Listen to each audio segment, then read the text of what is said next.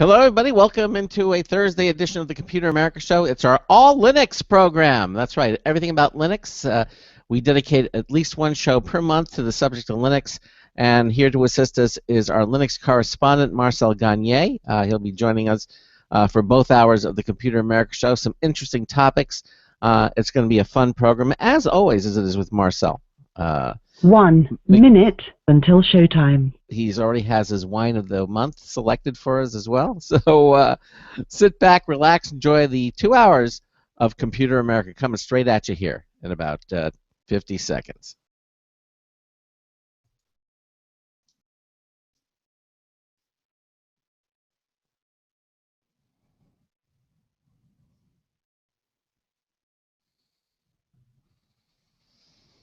Okay.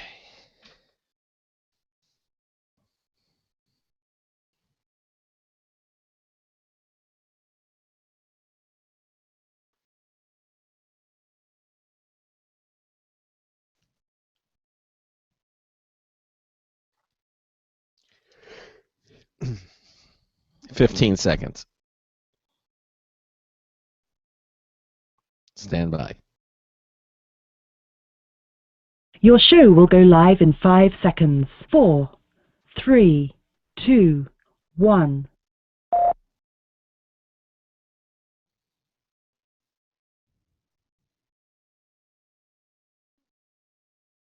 Broadcasting live. It's America's longest-running national radio talk show on computers, Computer America. Hosted by national columnist Craig Crossman. Look for Craig's weekly column in your favorite newspaper. This show is being beamed nationwide at ComputerAmerica.com. Keep it here for technology news, computer products, guest interviews, and your phone calls. The Computer America Show is brought to you by Bell Ringers. It's newer than news when you're right there as it first debuts.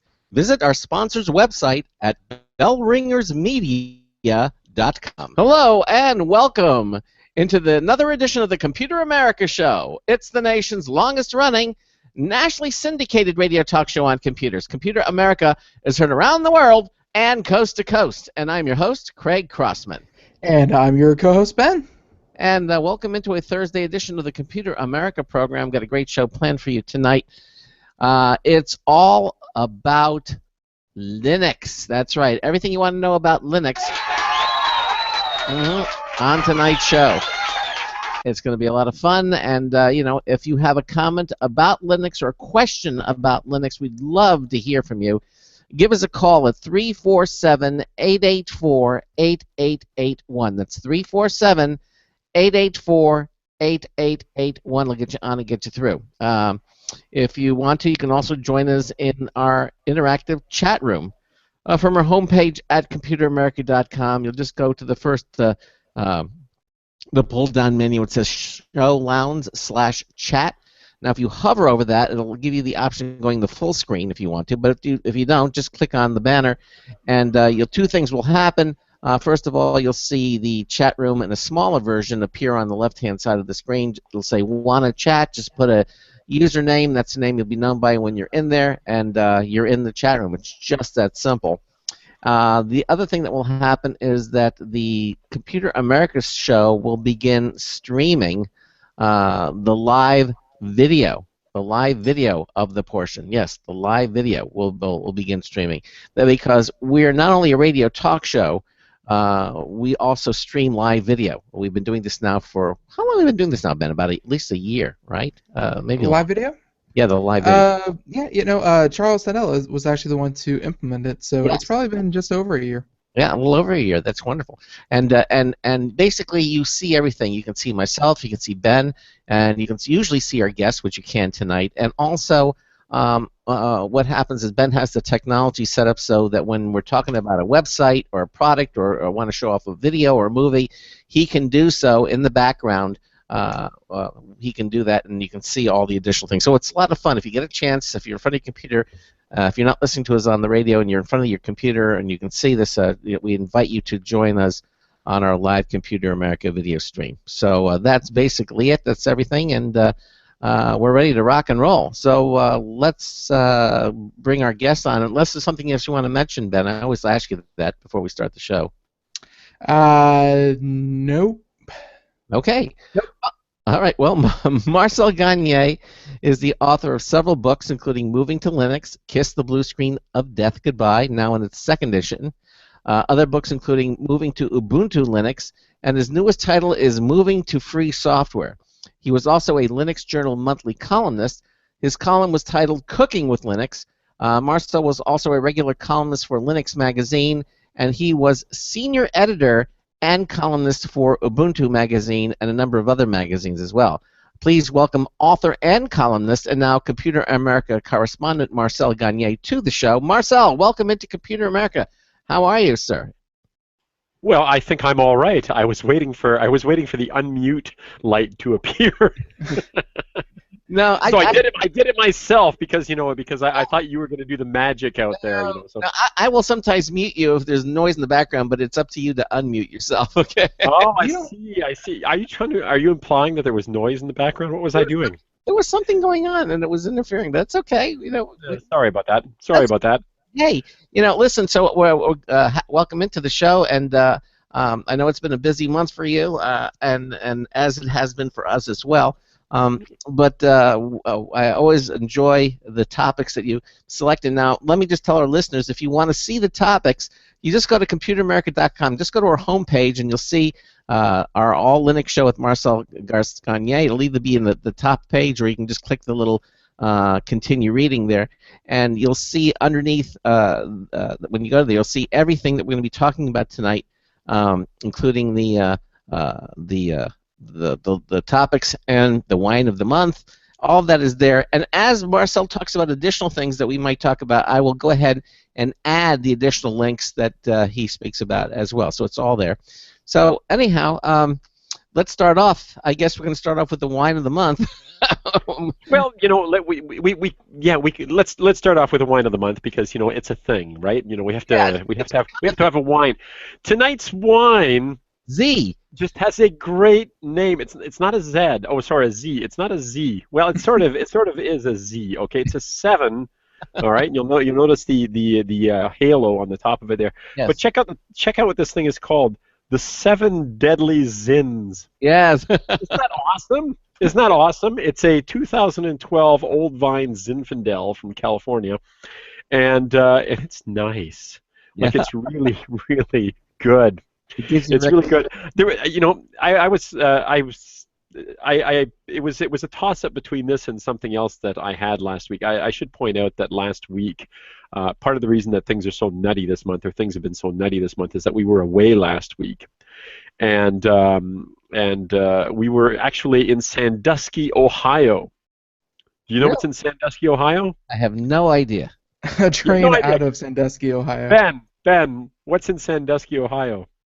Hopefully a way to get out of Sandusky, Ohio. Oh, that's just terrible. Come on. What's in Sandusky, Ohio? Cedar Point.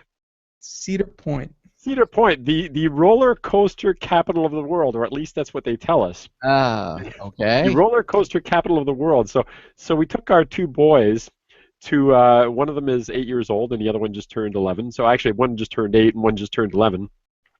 So we took him to Cedar Point in Sandusky, Ohio. Actually, just in the water off Sandusky, Ohio. Mm-hmm. And every night when the kids went to bed, we made sure that we had a full bottle of wine because you've had the kids all day running around roller coasters and and splash pads and splash parks and so forth. And what do? You put the kids to bed and you crack open a bottle of wine and you darn well finish it. But but I love my children. I do. I just want to point that out, okay? And kids, later on, if you're watching this, years from now, if this is floating around on the web somewhere, I love you guys. I really do, despite the fact that I definitely needed that wine afterwards. Well, we'll edit that part out. Yeah, I'll bet you will. Anyway, so there was a wine. So on the first night that we got there, we thought we're going to go through Sandusky. There's going to be lots of places that you can stop in and pick up some wine to take to the resort, or to the because we stayed actually at Cedar Point, so at a hotel right on the water. It was very nice, I have to say this, called the Breakers, and of course we thought there will be places to stop for wine. You know what? we couldn't find a single place to stop in Sandusky on the way on the way into Cedar Point. Really? Yeah, we later found a Kroger, which but but it turns out there was a place on the resort. You had to walk a good distance to get to it, but we were able to get some wine there for that first night. The next day we actually drove into the Kroger's in Sandusky, and I just want to say, I'm thank goodness for the invention of the GPS, because that sort of saved us. But anyway, so the wine that we picked up was called Conundrum. All right, just for my American friends out there, because I haven't found it up here. I haven't seen it up here in Canada. Okay, but they had this wine called Conundrum. It was a red wine. Damn, it was good. Am I allowed to say damn on the radio? Yeah, sure. Yeah. Okay, all right. Damn, it was good. It was really good. You can't say red wine though. Okay. Oh, El Vino Rot. It was an El Vino Rot. But it was really, really good, and I would have loved to have brought it back, but I wanted to bring some hard liquor, across the border duty free. So we drank the wine over there. But for my American friends out there, look it up. Conundrum. That's the other wine of the night. It's not really. I'm not drinking it tonight. I'm drinking the Seven Deadly Zins, but Conundrum. It was lovely. So there you go. Cedar Point. So I was sort of closer to you guys. Could you feel me down there?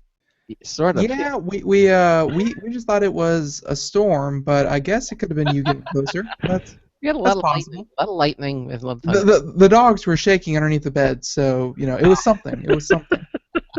Okay. Okay. Yes.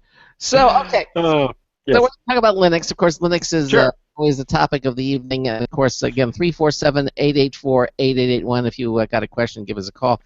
So we're going to open the topics here again, and you can follow along with them at computeramerica.com under with the heading, just click on the Marcel's link there, and we're going to look at the Chromebook 1 month later. Okay, you remember last month I had just bought a Chromebook. Yeah. And I had actually just bought it. I bought it the day before the show. And it was amazing and wonderful in the sense that I didn't do any configuration whatsoever. I just turned the damn thing on, logged into my Gmail account, and boom, I was on. I mean, the thing just worked. I have to say that I was wicked impressed. It was, and I think I mentioned that on the show. I was really quite impressed, and I did the whole show off the Chromebook. So it's a month later. For the first few days afterwards, I kept using the Chromebook, and then I realized that I was using it less and less, and then about 2 weeks after having done the show, I wasn't using it at all. And this wasn't a reflection on the Chromebook, because I still think it's a spectacular piece of hardware, but I wound up taking it back. Okay, and I wound up taking it back because I kept using my own Linux notebook, the one that I'm working on at the moment, the one that's running Netrunner. Remember, we were talking about Netrunner a couple months ago. I had installed Netrunner on this thing, so I went back to this one, and the reason I went back to it was, this one is in my office, so I kept going down to my office to use it, which meant that the Chromebook was sort of sitting wherever I left it last, and it was never convenient. Now, we've got notebooks all over the house. There's a notebook in the kitchen. There's a notebook in my office. There's a notebook at Sally's workstation sitting across from me over here. There are notebooks everywhere. There are tablets all over the house. So I had this netbook, this Chromebook rather, I should say, which I thought would be just, I'll just carry it around with me. It'll be available. It'll be this light thing that I use everywhere. Turns out that as neat as it was, for me anyway, I wasn't using it, and there were pieces of software.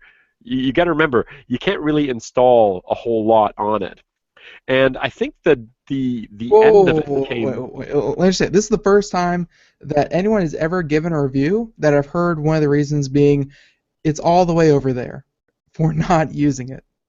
I get that with the remote control for the TV, and you just don't watch TV, but. All right. So portability is a plus and a minus. It was insanely portable. But I just had I had other things there. But the thing that really cooked it for me was this. Okay. I wound up. You can actually, how on an Android tablet you can go into developer mode, right? You know about this, right? Yeah. You go into developer mode and you can root your Android tablet and you can install a custom version of of Android. Like I run a Cyanogen mod on my Nexus 7. No, actually that's not true. I run a Cyanogen mod on my Moto G second generation here, and on my Nexus 7 I actually run CleanROM. Version 5.1.1, which is actually, I mean, it's a lollipop version. So I root everything anyway. So I go into developer mode. So on the Chromebook, I found that I could do that as well, and I got all excited. This is really, really cool. So I rooted it. I went into developer mode, and I installed things like a secure shell client, so I could use this thing on a secure shell client. I unfortunately said okay, and one of my tablets picked up. It's a shh. Don't say okay when you've got Android tablets around. They all suddenly go, yes, yes, what do you want? Anyway, you don't have to say Google, you just have to say okay. Beep. Anyway, so I installed KDE. I installed KDE Plasma on my Chromebook. Why? Because I wanted to have access to the tools that I have available to me on my normal notebook all the time. And then so that was great. It's like, oh, cool, I've got KDE on there now. And the next thing so I'm in developer mode, I've installed KDE, I've got extra software. One of the things I use as a writer is a piece of software called Juto. And what is it called? Oh, well, I suppose we should put the link. It's called Juto, Jutoh. I'm sorry. I thought it was like Linux for Jews or something. Did you just say that? I'm sorry. Being Jewish. Oh, dude. I can say that. I'm Jewish. All right, so go ahead. That's like, I can make fun of French Canadians, and I do all the time. Anyway, Juto. Did you ever see the Seinfeld episode where his dentist decides to become a Jew and he starts making Jewish jokes all the time? And Jerry is really upset about this, so so I'm going to get back to Linux in a second here. So Jerry is really upset about this, so he tells dentist jokes, and then all of a sudden it's like you're an anti-dendite because you're telling dentist jokes. Anyway, Juto is this really it's this cross-platform. It's this cross-platform package. It runs beautifully under Linux, and it allows you to edit, to build and to build storyboards and handle documents that will eventually become ebooks. So essentially, it's an ebook creator that goes well beyond what Calibre does, for instance. Calibre is great for doing ebook conversions or an ebook reader, but Juto is like an ebook creator. It's a beautiful piece of software, especially if you're writing fiction. I mean, I write fiction as well, and somebody's thinking of the South Park episode. Anyway, so I decided that I wanted to install that on my Chromebook, and the reason I was going to do that was I was going to the Great Write-Off. The Great Write-Off is a weekend that I was going to spend with some writer friends of mine in Mississauga. My buddy Rob Sawyer. We were all going to get together with a few other writers. Pat Ford, Hayden Trenholm. I mean, a bunch of us were going to get together and write. I know this sounds weird, but it's a room full of writers, and none of us are talking, and we're all sitting there with our notebooks and writing. So I had gone through all this trouble to install all this software on the Chromebook, and when it was time to go, what did I do? I picked up my other notebook, my 17-inch Acer notebook. Why? Because I wanted the big screen and I wanted all the software that was in it. And after that, I realized, this is nuts. I've got this other, as cool as it is, I'm just not using this thing at all, and I keep picking up other devices. So yes, Ben, it's true. The reason is that it was over there, and I just kept not using it. So I would still recommend it highly to people out there, but in the end, I took it back, and I took it back because I just wanted to do so many of the other things. I'm a Linux geek who likes to play with his Linux system, install software, test out software, and so forth. And in the end, that's kind of what kept me away from the Chromebook. So yes, I still recommend it to people, but a month later, it's gone. Yeah, I had a similar experience with a dedicated digital camera, and I thought, I'm always taking pictures with my phone. Might as well get a dedicated digital camera with a nice, micro SD card. Just have all my pictures in one place, take better quality pictures, blah blah blah blah blah. And then at the end of the day, it stayed in my car's center console for about a year and a half, and I was like, I had such high hopes for this thing. It's just if you aren't forcing yourself to use it, you're just going to go back to what you're used to. And you spend this money, you spend $200-300 or whatever, and it just sits there. So I was kind of sad, but Yeah. there went. I took it back. So yes, I would still recommend it though for anybody else out there who wants something like that. I'd still recommend it. Okay. What I did, however, you remember last month we talked. I haven't done anything with it because the first one came in broken. So I ordered another one. It was broken. The circuit board was broken. I ordered another one. So there's my new gadget, a Raspberry Pi. Ever seen one of these things before? Yeah. This is the new gadget. This is the thing that I'm going to experiment with. I haven't done anything with it because it just finally came in. The first one, like I said, had a broken circuit board, so something happened to it in shipping. But it was cracked in half. You could see or how did you can actually see the crack in the circuit board. Something had happened to it. It was actually cracked. Okay. So Right. So I I returned it, and it was easy to diagnose the problem. it was pretty obvious actually because you could actually see through the board along the crack. Something terrible had happened to it. Anyway, so I was hoping that I would do this tonight, but this is going to be my new Linux computer. This is going to be the next one that I'm going to do. I haven't quite decided what I'm going to do with it. So the people out there that have Raspberry Pis that have suggestions on what I might do with this thing. At the moment, I'm thinking I'm going to make it as a media server, which is actually going to tie into something we're going to talk about a little bit later tonight. But I was thinking that I would turn it into essentially like a Roku, one of these little streaming multimedia servers. Now this thing is kind of cool. I mean, for the people who can't see it because you're on the radio, if you're on the radio, you can't see it. Craig. Yes. It's got 4 ports. Looks like. That's right. It's got 4 USB ports. Yep. And then the Ethernet port to the left of that. That's an Ethernet port, and then you get over on the side. Yes, and it's got all those little pins, like for cable. It's got an HDMI. It's got an HDMI. You can plug an HDMI cable into this thing. Yeah, HDMI. That's nice. Hold up a little higher because I can't quite see it. Oh, there it is. Yeah, there you go. It's got composite video. That little tiny port there is a composite video. Composite. It's also. Mm-hmm. Okay. Yeah, so you can run composite video. It's also got a micro USB port here for the charger. Okay, so you can use a micro USB charger to run this thing. Mm-hmm. I've got tons of USB power supplies, so I didn't bother ordering a power supply for it. There's also a micro SD card slot that you can. Are the USB power supply? They're all the same amperage. You don't have to worry about remember before you had too much amperage, you could blow something out. You had the right one. I think. The newer ones basically respond to whatever the device is. I've got we've got, like I said, we've got tons of Android tablets and various things, and yes, they're all rooted. We've got tons of Android tablets in the house, and of course, Android phones and so forth. So I bought this device that plugs into an AC outlet that has multiple USB plugs in it. And all of them respond to whatever device is in there. So it's smart. It knows what. Is that the Raspberry Pi 2? Because they had a Raspberry Pi and they have a Raspberry Pi 2, a second version. Which is this? This is the newest one. This is the Pi 2. This one has 1 gigabyte of RAM on it. It has a quad-core processor. Yeah, very nice. An ARM quad-core processor.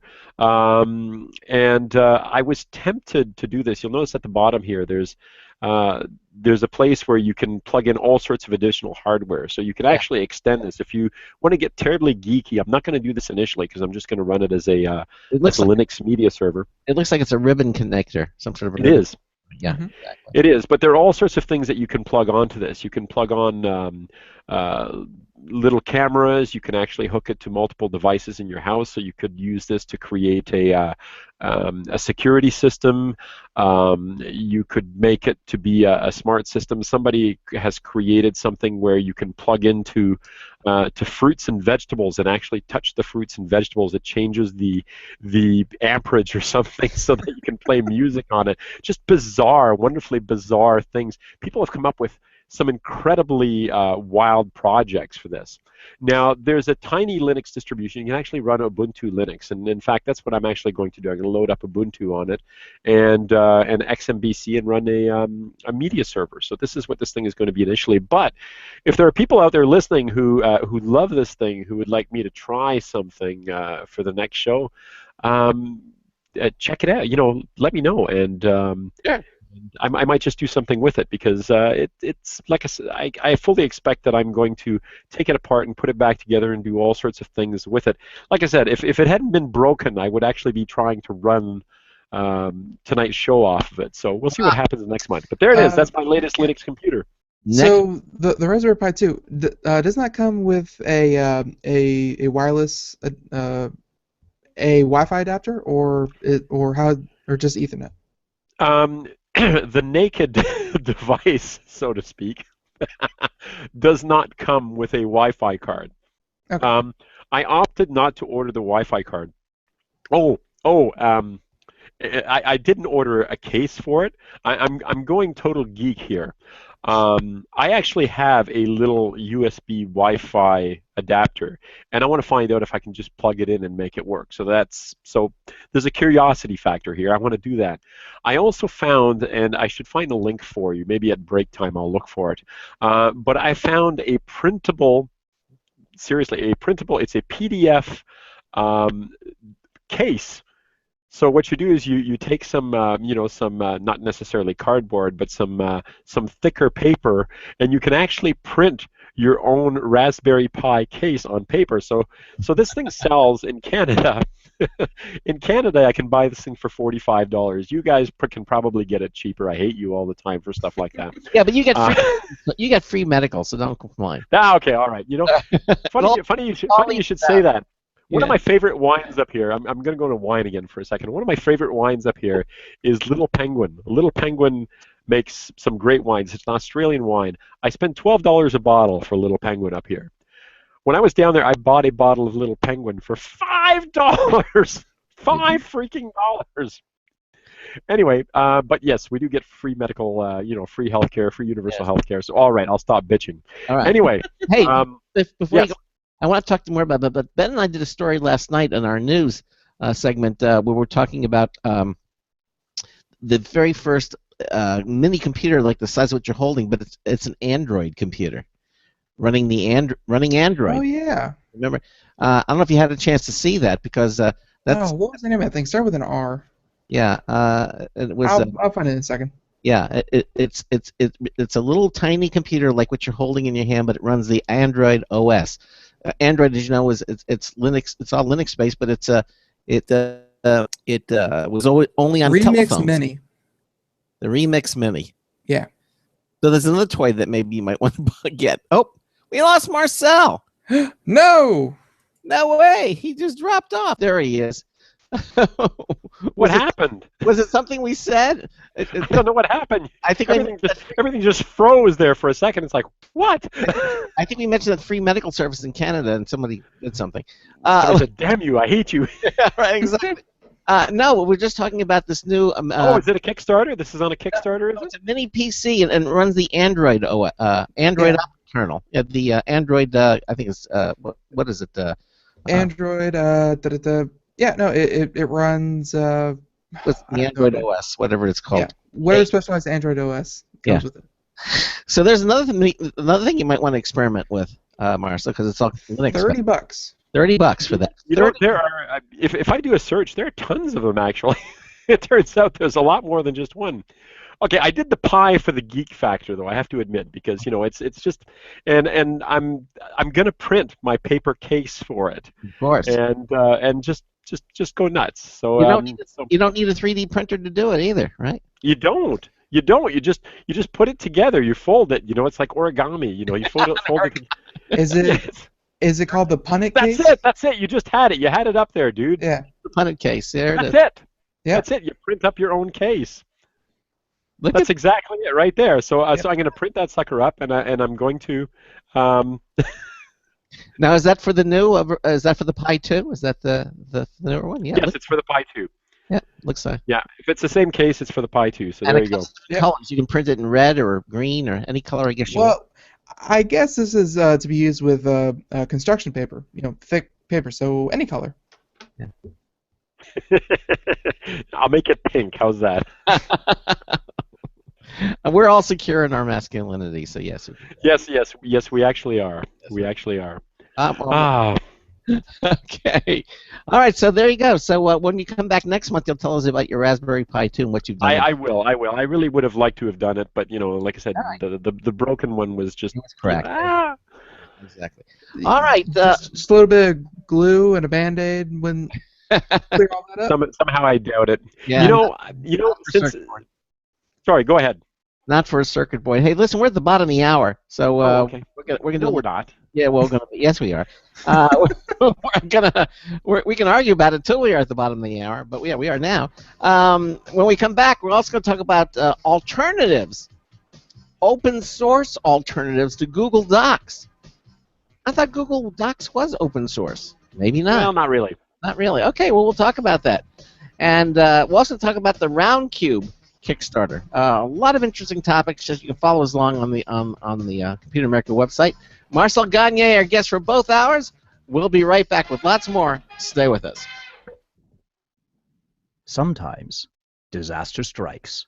Data can be lost due to many different reasons. Accidental reformatting, power spikes, virus attacks. Zero Assumption Recovery provides a suite of highly effective and thorough data recovery software for Windows operating systems. ZA is suitable for home users and small businesses who need a powerful data recovery solution for Windows and Linux file systems. Go to z-a-recovery.com. Sometimes, disaster strikes. Data can be lost due to many different reasons. Accidental reformatting, power spikes, virus attacks. Zero Assumption Recovery provides a suite of highly effective and thorough data recovery software for Windows operating systems. ZA is suitable for home users and small businesses who need a powerful data recovery solution for Windows and Linux file systems. Go to z-a-recovery.com. Hi, this is Craig Crossman, host of the Computer America Show. You have important meetings to schedule. Your company's getting ready for its IPO, and you're in charge of the PTA fundraiser this month. So how do you coordinate everyone to be available at the same time? Are you still using emails, phone calls, even text messages to schedule meetings with a group of people? How's that working out for you? Not so great, huh? It's a fact that every day, millions of people suffer from scheduling headaches. Well, with Doodle, scheduling meetings with a group of people is quick and easy. With Doodle, you can easily propose available times to each member. Each one checks off the times that they're available, and then you simply pick the time that works best for the group, all in an easy-to-read display that integrates with your existing calendar. Nothing could be more simple. Give Doodle a try for free, and like millions of Doodle users, you'll truly see how easy it is to find the perfect date and time for all your meetings. That's www.doodle.com.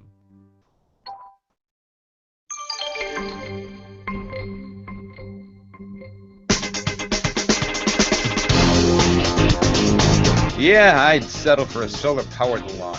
Hey, it's Marty Winston with a News Tips Bulletin Review for Computer America. This time, the new Wisdom 3-coil wireless charging stand.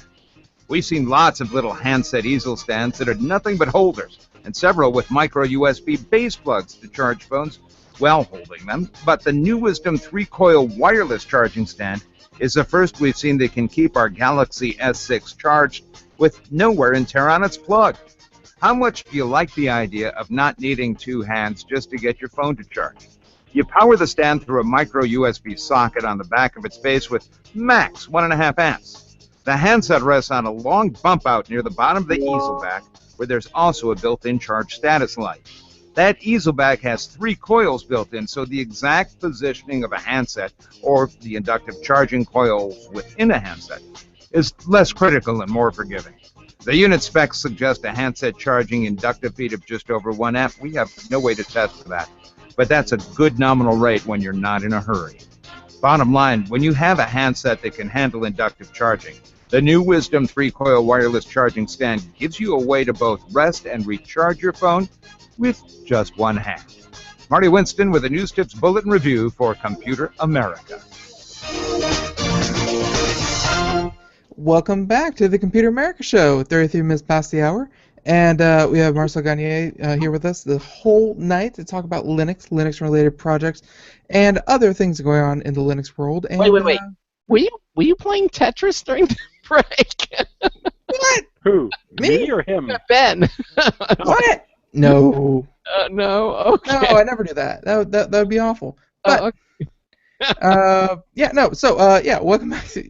Yeah, I read a story about Tetris. I was like, yeah, it's the internet. You can probably find a free version online, and lo and behold, you can very easily. But that's neither here nor there. Talking about Linux, just finished about how Marcel was able to get his second Raspberry Pi, and he's gonna try it out, and shirk the Roku and the Apple TV and all those, and say, you know what, I could do this better. And, I actually have a Roku. I do. Which did I ever tell you the story when I bought my Roku? Is it Roku or Roku 2? And it's a Roku 3 actually. But it was kind of embarrassing because I went into a Future Shop, which is now a Best Buy. I went into Future Shop and I wanted to buy one because my I had it's in fact it's sitting down here. I had a Boxy box, and then Boxy box sort of folded, and it's like, well, damn. So I didn't have my Boxy, I wasn't going to get any new software in my Boxy box, and it wasn't getting updated, and I was kind of upset by that. It ran Linux, but there's only so much development being done on it because it was an abandoned piece of hardware. So I went into Future Shop / Best Buy, and I walked up to the guy at the back, and he said, "Can I help you with something?" I said, "Yes, I want to rock you." And he sort of looked at me and he goes, "What?" I guess he thought I was coming on to him or something. I want to rock you. No, I just, I want a Roku. He said, "Oh, you mean a Roku?" It's like, "Oh, is that how it's pronounced?" So I think I went several shades of red at that point. So that's the day that you came on to the salesperson. That's nice. Apparently. Anyway. So, but before the break, finish with that. And now we're moving on to, let's see, we're not talking about the home theater system, or at least the operating system that you're hopefully going to run soon.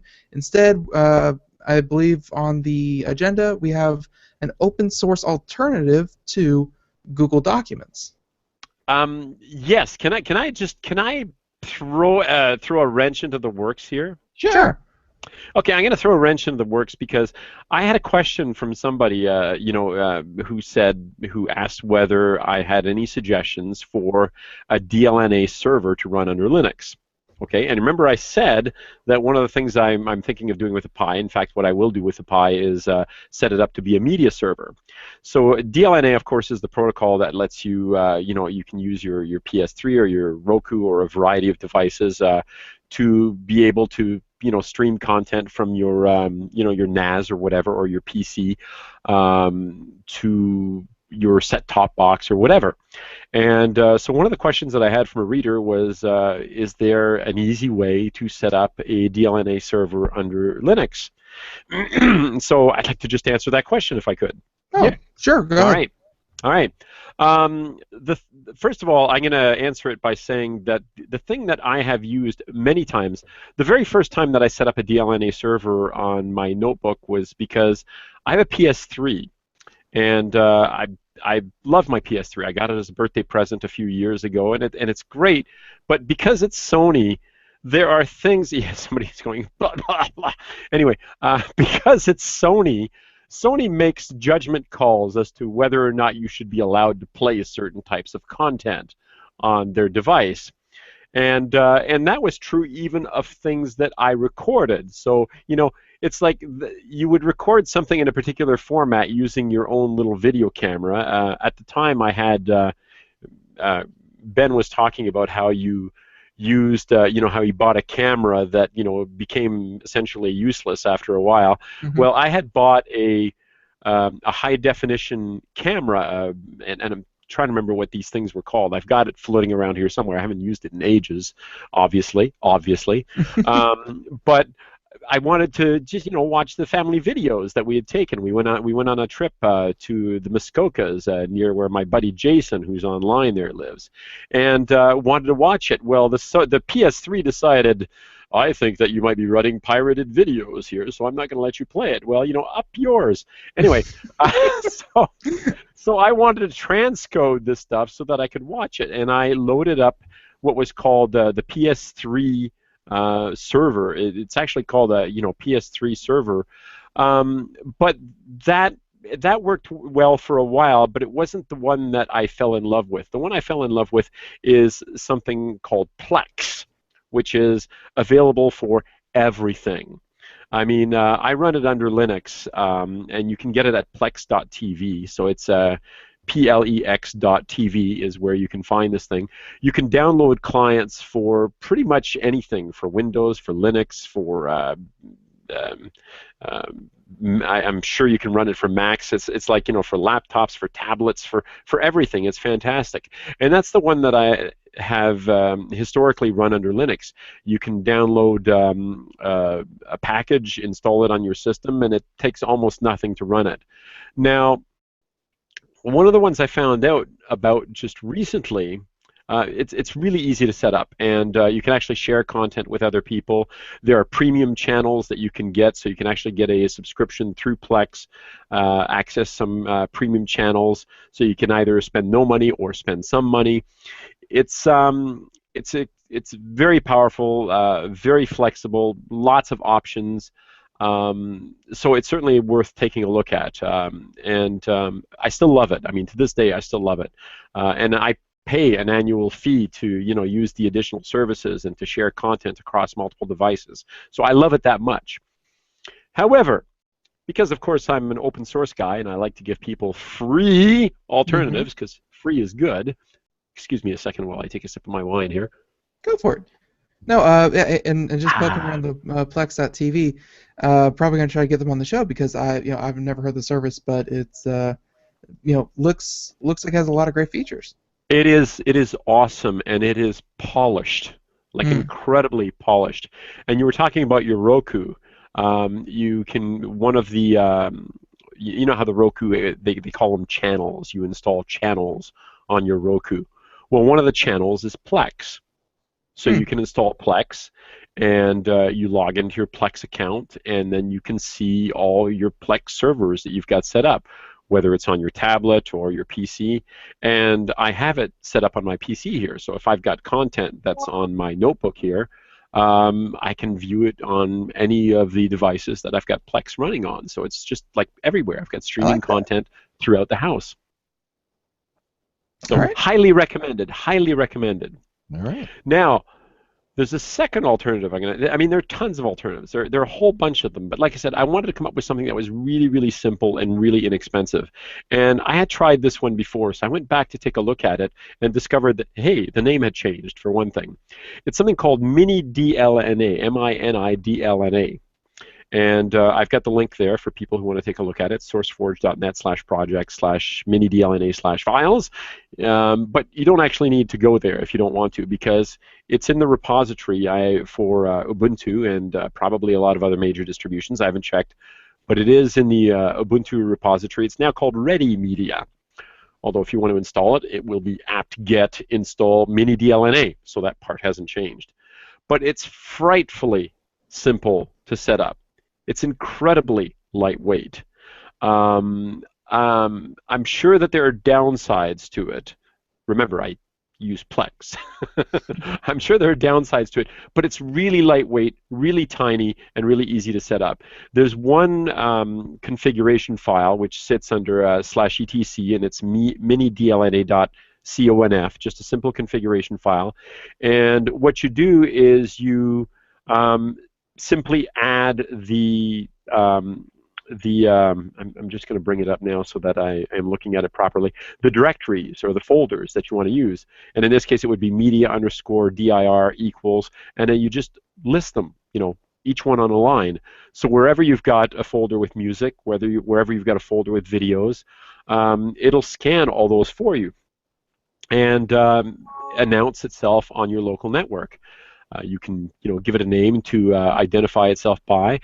And I tried it on my PS3 here as well, and of course the PS3 sees it just like it sees a half a dozen DLNA servers that are running in my house apparently. But it's really, like I said, it's really neat. It's really tiny, and it's the sort of thing that you could run on your Raspberry Pi because it takes up almost no space at all. So you and obviously the person that answered the question, he would know this, but you would run, or who would be interested in running one of these? Is it just anyone who wants to share content between multiple devices, or yeah? Well, if you do have like a home media device or a gaming device, like I said, like a PS3 or something like that, and you have a PC that's got a lot of stuff on it. I mean, I don't know about you, but I've got like tons of music on my PC. I've got videos sitting on my PC. I mean, I've got a terabyte on my PC, so there's lots of space to just drop stuff. And I don't necessarily move it, or put it in other places where it makes sense. I've got photos on there as well. There's photos, there's music, there's videos. Did you back it up? What's that? Back it up? Yeah. What does that mean? Okay. Sorry. It's there's a lot of content, so unless you want to move it over to a different device, and let's say that somebody doesn't have a server device over here, I'm not going to pull it over here, but my Netgear. Pull it over here. Yes, my Netgear router is sitting over here. I've got a Netgear router that looks like I think we talked about this. It looks like a jet fighter. Yeah, exactly. Yeah, it's. I mean, I can just plug a USB drive into it, and then that content is available, yes, it's very through the router. Yeah. So I can do it with that. I also have a Buffalo NAS down here at my feet, which has 2 terabytes on it, and it has a DLNA server on it. I also have a Western Digital MyCloud, which has got another 3 terabytes sitting over here. It's beautiful, it's pretty, it's white, but it's got a DLNA server. So in my case, I technically don't need to be running any additional things like that, especially if, as Craig suggested, I just copied the stuff over, backed it up onto the network drive. But I'm lazy, so if I've got something on a PC, I just want to leave it there, and I want to be able to access the contents. Maybe the person who asked the question is also lazy and doesn't want to move it over. That is the point of technology, is to accommodate the lazy, and I feel like the laziest people get the best toys. So okay, I can appreciate that. I'm gonna go to the side again. Oh, by the way, for anybody out there who's listening, this is a call-in show. You can actually dial. Craig will give the phone number. If you have a question other than the ones that I've already got from that I will answer tonight, please pick up the phone, dial, talk to us. Talk about Linux, open source. Complain. Talk about Ben's hair. Yeah, well, whatever. It's gorgeous. What are you talking about? Yeah. We're live, but so many people time shift the show. They download it later because they know that they can. I know. And But the privileged people. Here's a statistic: less than 1% of a show's listening audience actually calls a talk show. Go figure. I used to be a top 40 disc jockey once upon a time, so I vaguely remember this. Yeah. Exactly. So anyhow, all right. So are we going to move now that the version is back? Are we going to go back to Google Docs? Okay, yeah, let's go back to Google Docs. Okay, and I'm going to digress again, just because, but it's a Google digression. Okay, it's a Google digression. All right, and it ties into the other thing, and we're going to segue very nicely into Google Docs. Okay. Okay. Trust me, believe me, I'm telling the truth here. Okay, so have you tried the new Google Photos app on your Android phone? No, I have not because I have an iPhone. Wait, the You Google have Doc. what? I have an iPhone. An iPhone? What is that anyway? Exactly. Ben, what is an iPhone? It's that thing that people pay too much for, and I have one too. And here's Oh, one. you have one too. I don't have an iPhone. This is not an iPhone. I just want to point. See, it's not an iPhone. It has an M on it. Mine has an Apple on it right there. Yeah, I'm so proud of you. Anyway, go to photos.google.com. See, I am going to segue into Google Docs in just a moment here. Go to photos.google.com, and you can download, for the people out there who are listening who have an Android device, who have an Android tablet, this whole notion of having vast quantities of pictures. I don't know about you, but I have been taking digital photos for about 15 years now. So even before I was taking photos with my phone, I was taking them with an actual camera. In fact, here's the proof. See, Canon. Look at that, a camera. I've seen it. An actual camera, an actual Canon camera, can't and You it can't has a make card. You can't make a phone call on that. You can't actually. Okay. You cannot make a phone call on it, and I haven't used it for a long time. But there it is. I still have it around.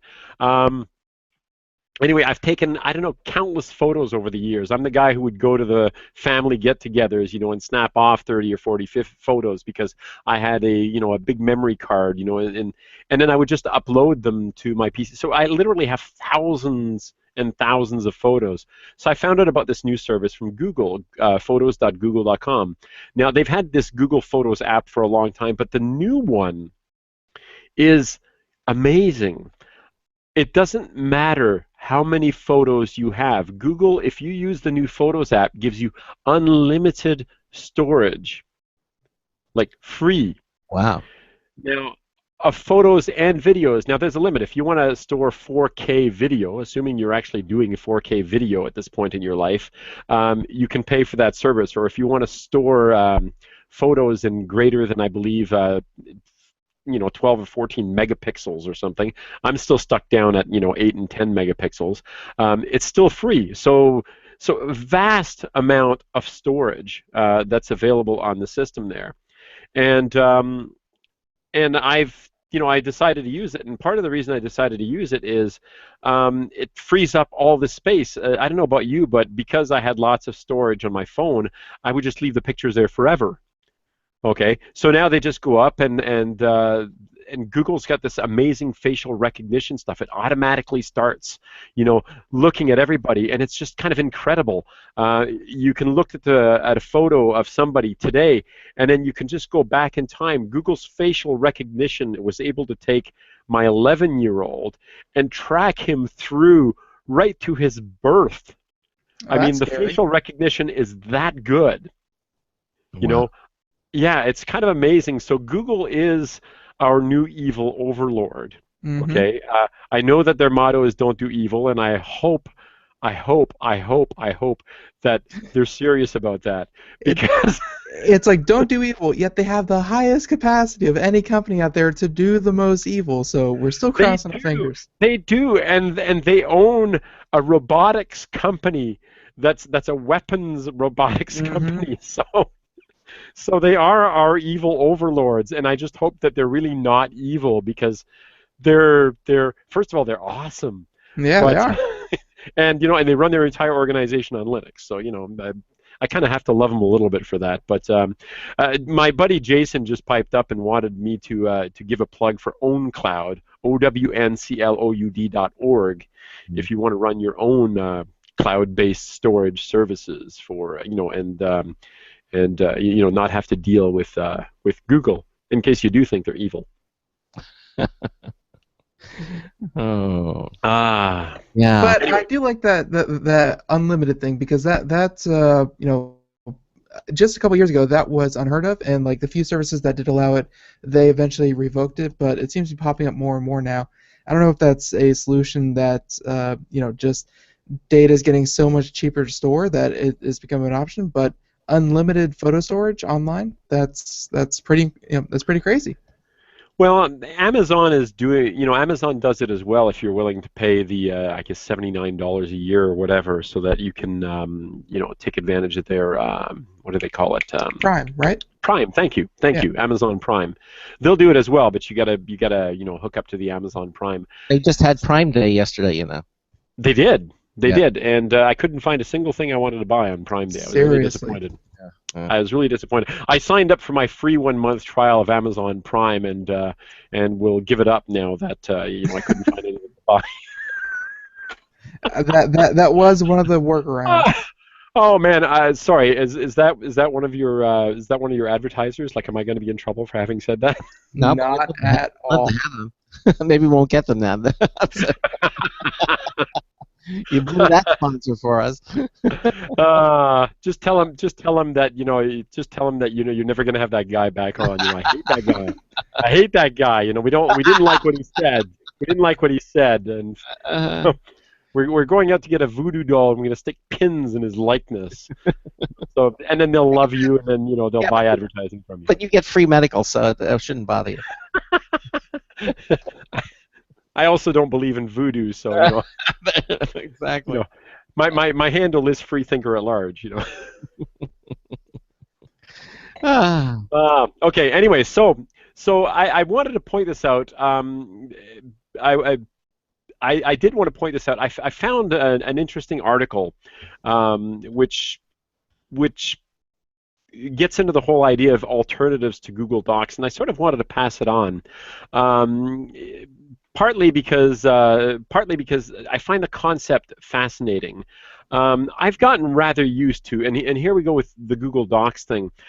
I've been using Juto, as I pointed out, to assemble and build ebooks, but my word processor of choice forever now was OpenOffice, and it was LibreOffice, and I found that slowly, ever so slowly, I was slipping into Google Docs. I would go in and start using it, because it was there, because I could just pick up, any device and continue typing on it, and this is how they get you. It's so incredibly easy. You just, it's like, oh, don't worry, you can edit your documents here, and then you can go over here and continue editing, and you can collaborate with other users and so on. So I was caught by, when I was searching through my various news stories there, I was caught by this particular one, and I'm going to paste it in the chat room here, that there were actually alternatives, and to the Google Docs, and interestingly enough, some of them take advantage of the whole OwnCloud thing, which Jason pointed out there.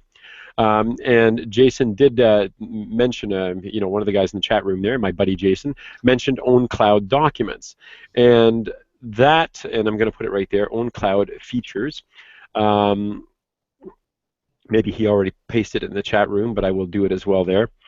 And so I was looking at that, and then somebody else actually had had another article, which I'm going to give her credit for, where she looked at 4 other alternatives to Google Docs. So I'm going to give her kudos on this one here. Her name is Tatiana, and I'm going to totally destroy her last name, so I'm not going to try. But she's writing on opensource.com, and I thought that I would share that one with people as an alternative to Google Docs. But I have to admit, you get caught up in the simplicity, of being able to just use the same thing over and over again. Yeah, sip my wine here. Yeah, if there's one thing Google knows how to do, it's to make complicated things very, very simple. Because and as soon as hopefully some of these are very, very simple. Because I think when people first started using Google Documents and Google and Gmail and that kind of thing, it was just so intuitive and easy to use, and people picked it up real quick. It's just all the workings behind them. You don't see what's going on, and it's a lot of work that they put into these programs.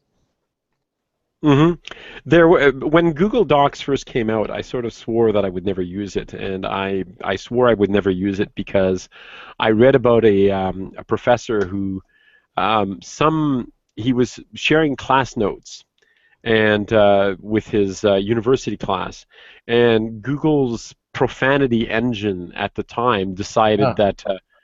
Did you remember this? Nope. Decided that there was decided that there was something wrong, so they blocked his document so that his class couldn't access the shared document. And I thought, that just totally sucks. I would never use something like that. But I've slipped into it, and but I'm sort of rethinking what I was doing and considering the possibility of, using some alternative open source version or alternative to Google Docs. So I wanted to share that with people to give them the idea that, there are options. Okay.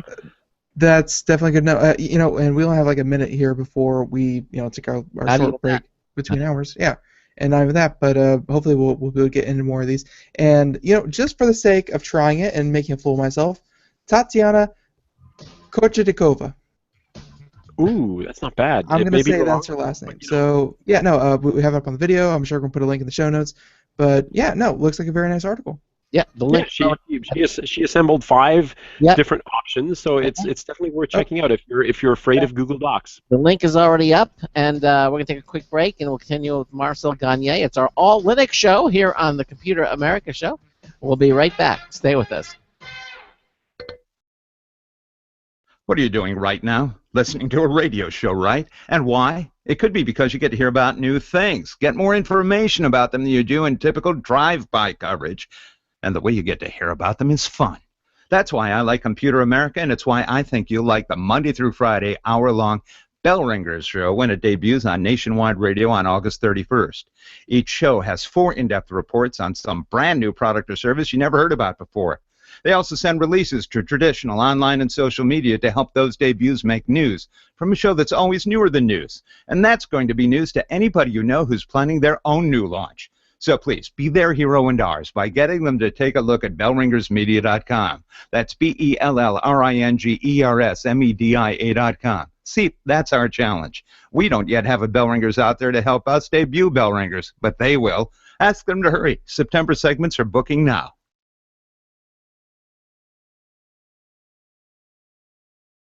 Broadcasting live. It's the only national radio talk show on computers to air every weeknight. Computer America. Hosted by national columnist Craig Crossman. The first hour's behind us, but there's still more of tech news, tech talk, and your phone calls. We're being beamed nationwide at ComputerAmerica.com. You got computer problems? Bring them on. You're listening to Computer America. Computers run the world, and we run computers. Call us or send us an email to live@computeramerica.com. Yeah, he's playing Tetris. I can see that. Hello and welcome into Hour 2 of the nation's longest-running, nationally syndicated radio talk show on computers. This is the Computer America Show, and I'm your host, Craig Crossman. And I'm your co-host, Ben. Playing Tetris. You always have to wait for the long pieces. It's so frustrating. He's actually playing Tetris. You were telling the truth. I am. He's playing. I don't lie. The Tetris. There it is. So anyway, we're continuing on. Look, professionalism is the name of the game, and I got in spades. We're talking. All right. In that case, then I want to share my latest acquisition. Oh. Okay. Ooh. Sure. That's nice. Isn't that beautiful? It is Stingray. It is Stingray. Do you know what Stingray is? That was from that puppet show, right, or something? Marionettes, actually. Thank you very much. Yeah. Marionettes. Okay. But isn't this thing gorgeous? Isn't this gorgeous? Where did you find that, on eBay? Actually, no. It was a gift. Oh, how long ago? Just recent, or I mean, because it was given to me as a gift about 2 weeks ago by my friend Rob Sawyer, and we were talking about Stingray, and he said, I have something for you, and it was like, ooh, because I love Stingray. It was I love those. I love the Thunderbirds and Supercar and all those old shows. I love those things, but my favorite, believe it or not, like, despite all the cool spaceships on Thunderbirds, my favorite in terms of just plain old cool factor was Stingray. I don't know why, but I loved this thing. Because that's a Wi-Fi antenna on top, right? Is that what that is? Isn't that gorgeous? Yeah, exactly. Question. That's just beautiful. What are these words? What is a Stingray? It was a car by Chevrolet. You know what? YouTube is your friend, buddy. Google it. Go to YouTube. Go to YouTube. Check it out. Thunderbirds is great too. What do you mean, GAC? Thunderbirds. Craig. Craig Maloney in the chat room there is going GAC Thunderbirds. It's not GAC. It's great. Thunderbirds were wonderful. Oh, Fireball XL5. Yes. Yes, that was a great show too. I love all that stuff. GAC stands for Great All-Compassing Computers. You know, there was actually a live-action Thunderbirds movie that was done just a few years ago, and I thought it was fantastic. It was directed by Jonathan Frakes, I believe. Oh. You know, who was number one on you know, Star Trek Next Generation. I think it was Jonathan Frakes who directed it, if I remember correctly. Mm-hmm. But played Riker on Next Generation. I loved it. I thought it was a wonderful homage to you know, to the Thunderbirds. Thunderbirds are go. Yeah, Ben was playing the Thunderbirds video momentarily. I don't know if you noticed. It was playing it while you were talking. I didn't pay attention, but no, loved it. Great stuff. Absolutely great stuff. Okay. And and there's and I believe there's actually a Kickstarter, because we're gonna talk about a Kickstarter in just a moment. Or, you know, I call them all Kickstarters, even though this one is technically on Indiegogo. Is that what it's called? Indiegogo. But there's a Kickstarter to redo some Thunderbirds episodes. There was a bug flying around here. I got it. No, it was the Stingray. It hadn't been reduced inside. Right. Okay, so we're going to talk about the round cube. See, yes, let's talk about round cube. That's oxymoronic, because obviously a cube is not round, and a round is not a cube, but they're calling this the round cube. So what is that? Well, but I don't know. I think it was like 3 shows ago or something like that. I talked about open source alternatives for, well, not necessarily alternatives, but open source collaboration systems for email and documents and calendars and so forth. Mm-hmm. Microsoft used to sell this thing called, I forget what it was, but it had email and calendar stuff and so on. But there are a number of open source projects that do that very well. And one of the ones that I use Zimbra, and I've been using Colab lately. I've set up a few systems that are running Colab.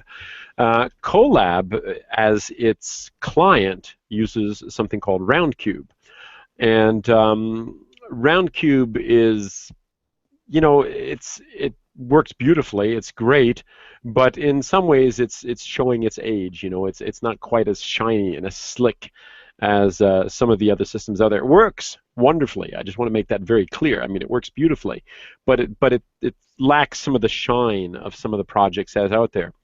So one of my friends, Aaron Sago, who works with the Colab project, and he's one of the guys behind the KDE project Plasma, pointed out to me that there was an Indiegogo campaign, which I'll just put the link in the chat room here for people that are looking at it. It's already done, so you can see it. But they were looking to basically recreate, you know, relaunch Roundcube, you know, as a modern, up-to-date client, taking into consideration mobile devices, you know, and essentially all of the modern tools that people use to communicate on the internet. And I thought this was a great project, so so I funded it, and you know, I shared it with a few other people. So I wanted to point it out because it is one of those projects. It is one of those things that happens in the open source world. Nowadays, we've got a lot of crowdfunding type campaigns. Kickstarter is a big deal for that. You know, if there's something that you think is really cool, you can throw money at Kickstarter and you know, and get it. Have either of you guys done anything on Kickstarter or done any projects on Indiegogo? Kickstarter is my go-to. Yeah, I did. What was it? The guy was doing a breakfast cereal or something. You talking about Potato Salad Guy? I was thinking technology here. You're talking breakfast cereal. Seriously? No. There was a. I believe Craig is thinking of the Potato Salad Guy. Yeah, it was the potato salad. No. I believe I threw money at the Ouya, and I threw money at one other to get a free T-shirt, or a free T-shirt. But yeah, no. There are a lot of great projects. It's just like between the Pebble Watch and the Ouya and everything, it seems like a lot of the things that come out of Kickstarter, like the first generation, if they even make it to that point, sometimes not the quality that they promised. Yeah, sorely lacking. Yeah, but what I like about these some of these crowdfundings some of these crowdfunding programs is that it does give an opportunity. I know that some of it's going to turn out to be crap, and you're taking your chances when you put money out there, but it provides an opportunity for something that you want to see happen, to come to fruition. I did the Pebble Watch Kickstarter, the first Pebble Watch Kickstarter. I did the on Indiegogo. I've done I don't know, half a dozen, maybe more, of these things. I did a Kickstarter, or I supported a Kickstarter for a friend who was putting together a fiction anthology. I did, and all these things. I mean, and all of them happened. I did another one for a company called Scanadu, SCANADU, and they produced what they called a medical tricorder, which is a really cool gadget. Sorry, go ahead, Craig. I know. Didn't that star John Travolta and Olivia Newton-John? Xanadu. Xanadu. No, this is Scanadu. Okay. You're talking about one of my teenage heartthrobs. I so loved John. Okay. Olivia Newton. I did. I loved Olivia Newton-John. I mean, I could put on a set of headphones, just close my eyes, and just drift off to Olivia Newton-John. See. This is my teenage. This was one of my teenage things. I also had a Linda Carter poster on my wall. Wonder Woman. Wonder Woman. Blog Talk Radio. This Skype call-in number is full at the moment. Sorry, please try. We have a little technical snafu with Blog Talk Radio. Everything is still connected except where we need to go. Just take a moment here and connect back to the network. Since it appears you're calling back into a live show, we are reconnecting you now. And we're back. So continue on. Sorry about that. Go on. So you were talking about Olivia. You were talking about your fantasies about Olivia Newton. Well, you mentioned Xanadu, and yeah, I know it wasn't like the greatest movie that some people are going to listen to this and they're going to go, really, is this a Linux show? But but we were talking about crowdfunding, which is very open source in a lot of ways. I'll get back to that in a second. But yes, I had Olivia Newton-John fantasies and Linda Carter fantasies, and I had a poster of both of them on my walls. It was I was a teenager once, okay? All right? Okay. I don't know. Craig, weren't you a teenager at some point? Yeah, but it was the 20s, and their parents are going out all the time. The 17s, evidently, according to Ben, the 17s. The 20s. Craig made them roaring. I did. I certainly did. Oh man, I'm just a little tiny bit younger than you are, Craig. Then. Just a wee bit, laddie. Okay. Anyway, okay. So Indiegogo, and yes, I'll talk about Roundcube in a second. In the open source world, this has been going on for years. Sorry. Go real ahead, quick. Real quick. I was wondering if you had heard of. I believe the website, before I go, say something wrong, is GoFundMe. I haven't done anything on that one, to be honest. Yeah, it's since we're just talking about crowdsourcing things, it's GoFundMe is, you could do a campaign just like you would on Indiegogo or Kickstarter, but there's also an option where you, like, let's say you want to make your own business designing a comic, if you want to make a program, if you want to do this, if you want to do that, you can actually set up so that you donate monthly. So it could be $5 a month, $10 a month, and it's just like it's continuous. So eventually, if people like what you're doing and you sign up with GoFundMe, you can then have people essentially paying you a salary, crowdsourcing a salary while you continue to work on a project as a going forward basis. That sounds awfully similar to Patreon. Yeah. Is that sort of the same idea where Yeah. you Yeah. so you give me a certain amount of money and I'll continue producing content or whatever? Yeah, exactly. It's just kind of taking that crowdsourcing, but turning it into an That's ongoing free. basis. Because, Yeah. yeah. Uh, I've been I've thrown my money at like I said, at Indiegogo and at Kickstarter a few times. I haven't actually done that with Patreon yet. I've been tempted more than once, and I'm not sure why I haven't done it. Maybe I should. Maybe I should find a couple It of. takes a little bit more commitment because it's not just that Yeah, one-time thing, and you come back a month later and it's like, did it work? It's that's actually good. That's actually a good point. That may well be the case. With Kickstarter, it's like, oh well, I like those perks, and I'm going to go with those perks. Like I said, I did. Woo, dropping I did Scanadu, and it seemed to take absolutely forever before I got the device. But once I got it, it was the coolest thing ever. You just hold this thing up to your forehead, and it reads your temperature and your blood pressure, and it takes all these cool readings. It's really a neat device, and I like the idea that there's a way to bring some of these things into existence that might not otherwise see the light of day. I mean, yeah, would the very Pebble true. Watch have appeared had it not been for Kickstarter? Yeah. You don't have to go through venture capitalists. You don't have to go through all these different hoops. And anywhere along that whole chain, someone can say that's not a good idea. This isn't a good investment. This is stupid. Knock it down, and then your project never sees the light of day. So the rise of these things, we've seen some weird stuff, but hey, sometimes it works. I guess we can count the Pebble as a success. It's even continuously being developed right now. Like the latest Pebbles aren't that bad. Hey, I thought the first one was pretty cool, to be perfectly honest. Sorry, Craig. It looks like you're going to say something, and I keep interrupting you. no, I can.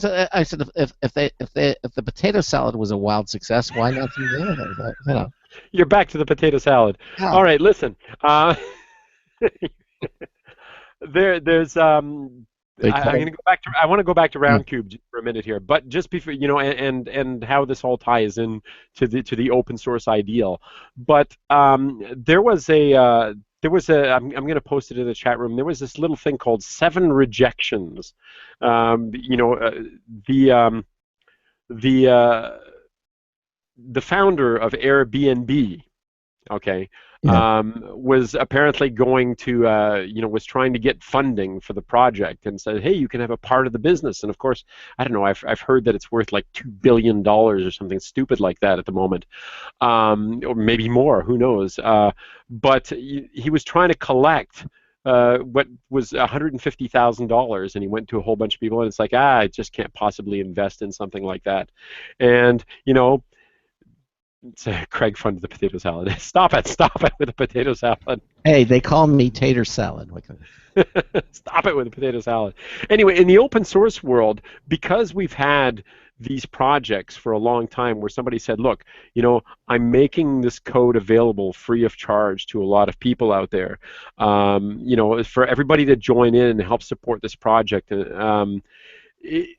That idea has been around for a long time, and where people might not support a project or help build a project in the open source world with dollars and cents, they would do it with their time, and of course, as we know, time is money. But a lot of big projects, like the Linux kernel, is supported by industry. So there are big businesses that pour phenomenal amounts of money.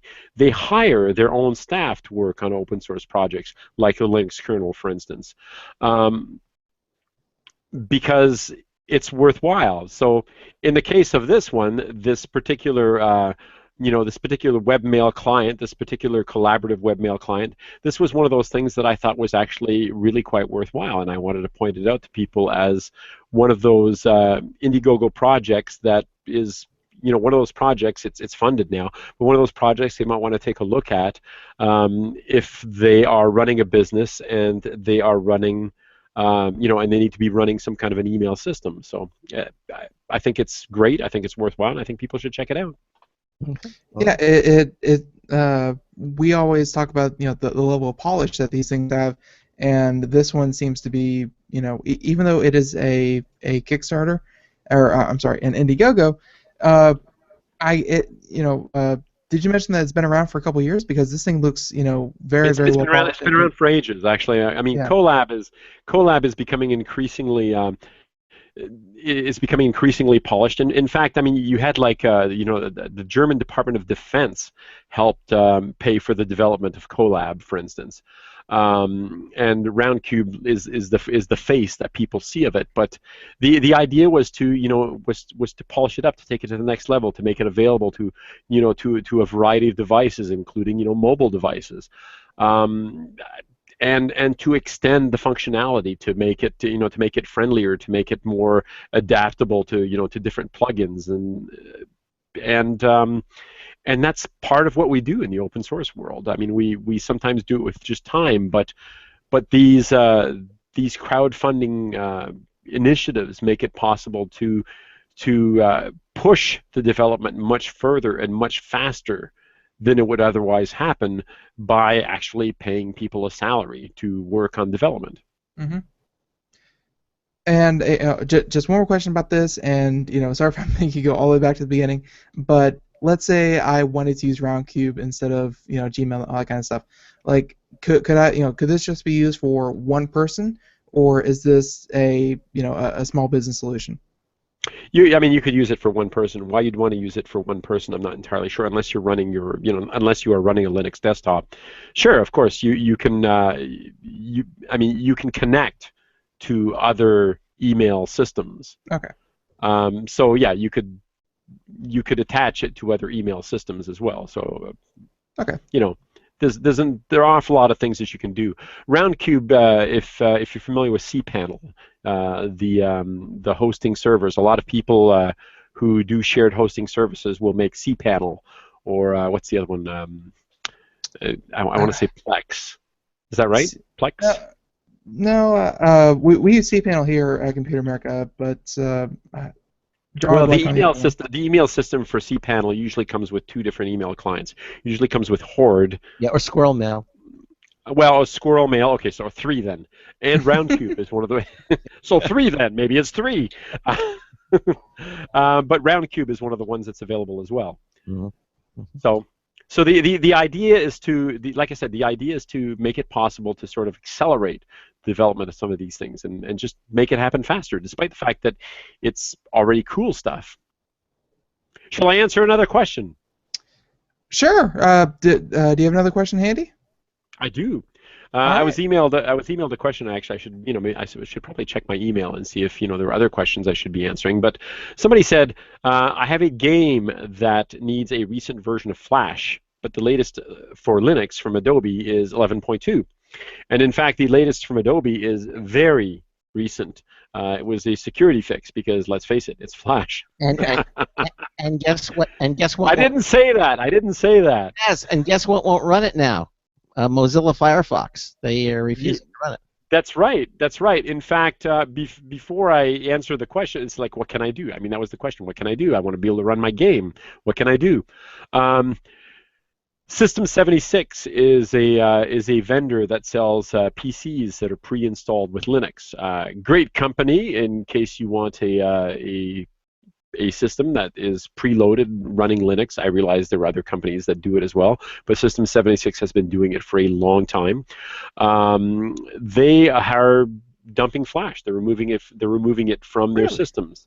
Flash, of course, as you know, is not on Android systems anymore, although there are ways around it. So if you've got, if you're connecting to, using the native Android browsers, you can't view Flash content. Ubuntu in the upcoming releases is dumping Flash. So Flash is just getting dumped by everybody. I mean, it's one of those things that's ridiculously long in the tooth, but unfortunately, and let's be honest here, there is a ton of content that's built on Flash. Yeah. That's built on, there are Flash games, there are Flash videos on websites, all those ridiculous Flash animations that people use to build for their websites. Did I say that? Well, no, I think even at this point, Adobe's looking to move away and migrate to HTML5. Like they really aren't making that much money from Flash. Licensing gives them a little bit of income, but like even they know that they're still supporting it, and really all they're doing is just patching holes, like sticking fingers and leaking holes in the ship. And I think at this point they'd like to drop it as well. The problem, though, in the Linux world is that, as you say, they probably want to drop it, and of course, they're going to, they're going to stop doing development or pay less attention to the platform that they feel is either less interested in them or has less of a user base. Now, with the advent of Chromebooks and Android, of course, Linux has a huge user base, a monstrous user base, but I don't think Adobe is particularly interested. However, to answer that person's question, there is a way. Now, there's an open source Flash. There was an open source Flash project that was being developed, but I never found that it was particularly fantastic. So I'm just going to put that one aside. But as you know, there is Google creates the Chrome browser. But the Chrome browser has a completely open source development base, and for the people who want completely free software, like for instance the people who would install straight Debian, for instance, would install the Chromium browser. They sound very similar. There's the Chrome browser and there's the Chromium browser. Well, the Chromium browser is all free software, and when we talk about free software, we're not just talking about no cost. We're talking about software that's completely open source. So there's that. You always hear this in the open source world. Free as in beer, which means somebody hands you a free beer, and free as in freedom. In other words, the freedom to do whatever you want with it. Well, you don't really have the freedom to do whatever you want with the Chrome browser because there is proprietary stuff that's built into it. Hence, we have the completely free as in freedom version called Chromium. You with me so far? Yeah. Mm-hmm. All right. So Chromium. Now, Chrome, despite the fact that Google doesn't technically support Flash, Chrome lets you play Flash videos. How is this possible? Yes. How is this possible? How is this possible? How is this possible? It's possible because Chrome has a Flash player. Okay. Easy Despite enough. the fact that Google doesn't like Flash and doesn't support Flash on YouTube anymore, in the Chrome browser, there's Flash. Don't you remember? Don't you remember that letter that Steve Jobs wrote, an open letter to Adobe about why you would not allow Flash on any of the platform, the Apple product? Only vaguely. Why don't you tell me? Because I actually don't really remember all that well. I remember, but I don't. Yeah, we had it up. Ben had it up on the website yesterday. You can actually. There was an open letter from 2010 saying, written by Steve Jobs, saying that it's just, an outdated whole, malware susceptible piece of software, and you don't really need it, so it won't be available on any Apple product. So. And this was pre HTML5. Obviously HTML5. With 5, you really don't need Java, and you don't need Flash. You really don't.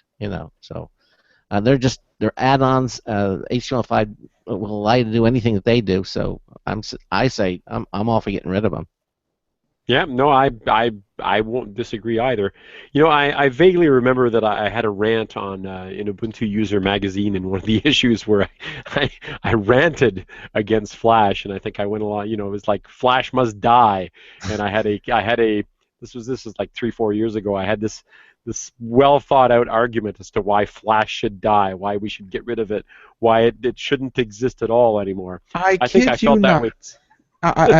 I kid you not. There was an article that made it to the front page of one of the tech news sites, or one of the tech news aggregators I go to, and I kid you not, the title was "Flash Must Die." Like that was it, and it just made it there yesterday. I think several of us probably have felt that way over time. But anyway, for the poor person who emailed me and said, "What do? I want to be able to play this game." and I need a Flash player, and there isn't an updated Flash player. Well, as it turns out, our friends over at Google, here we go, Google to the rescue again, our evil overlords, Google. Google has something called the Pepper Flash Player. Okay, the Pepper Flash Player. And if you are running Chromium, and you've for whatever reason you've decided I can't live without a Flash player, or you need to have a Flash player that's up to date, Google maintains a Flash player that is far more up to date than what Adobe maintains. And for people who might be running Linux out there who want an updated Flash player, this might be the answer that you're looking for.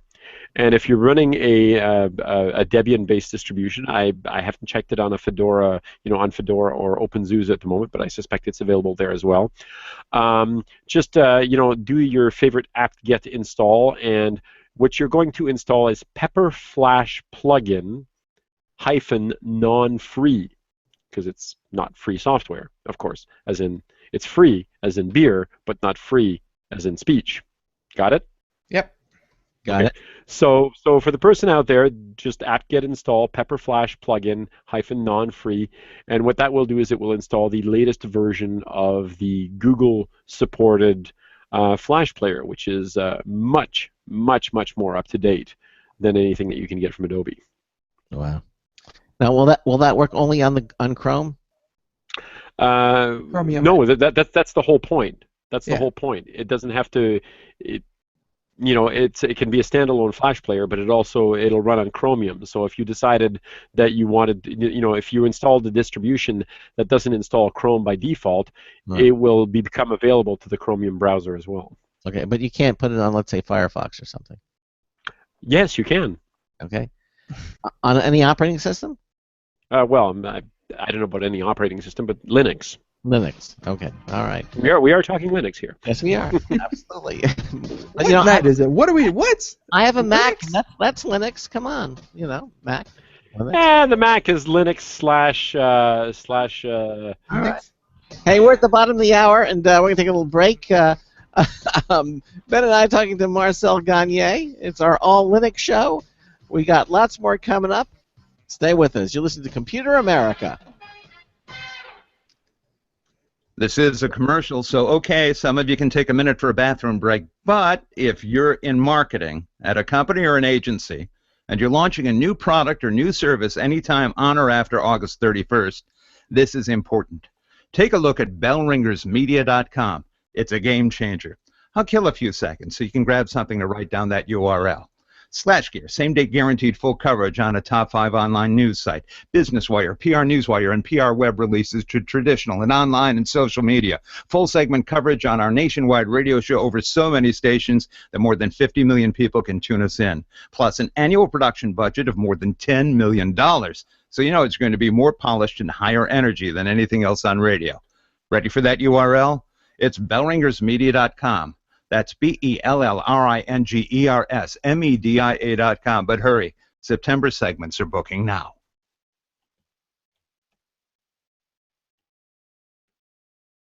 Hi, this is Craig Crossman, host of the Computer America Show. You have important meetings to schedule. Your company's getting ready for its IPO, and you're in charge of the PTA fundraiser this month. So how do you coordinate everyone to be available at the same time? Are you still using emails, phone calls, even text messages to schedule meetings with a group of people? How's that working out for you?